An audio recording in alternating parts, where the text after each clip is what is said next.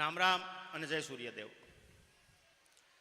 પૂજ્ય ભાગવત ભગવાન, પૂજ્ય શાસ્ત્રીજી, પૂજ્ય માતાજી, અમારા ગુજરાતના પ્રમુખ, અખિલ ભારતીય કાઠી ક્ષત્રિય સમાજના પ્રમુખ ભાઈ શ્રી પ્રદીપભાઈ, તમામ વડીલો, યુવાનો, માતાઓ અને બહેનો, આ જે સપ્તાહો છે ખરેખર આ આપણી જે સંસ્કૃતિ ટકાવી રાખવા માટે અને જાળવી રાખવા માટે બહુ જરૂરી છે.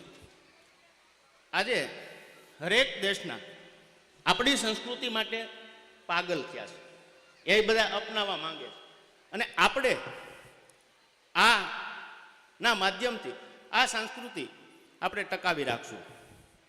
દાદા, હું તો સંગઠનનો માણસ અને આપણી જેવી દ્રષ્ટિ હોય ને એવું જ આપણને દેખાય. હવે કેવા સારા ગ્રંથો, રામાયણ, મહાભારત, તારું તારું થાય ત્યાં રામાયણ હોય અને મારું મારું થાય ત્યાં મહાભારત હોય. પણ એમાંથી પણ સમજવા જેવું છે કે મહાભારતમાંથી ગીતાજી પણ નીકળે. ભાઈઓ અને ભાયા બે એક જ છે ને, કે જુદું છે કઈ?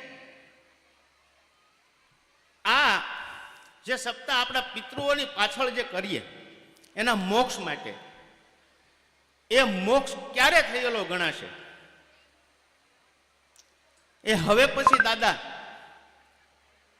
જ્યારે ભાઈઓ થઈને રહેશે ને ત્યારે એને હાસો મોક્ષ મળશે. ભાયાત થઈને રહે કોઈ દી નહીં મળે.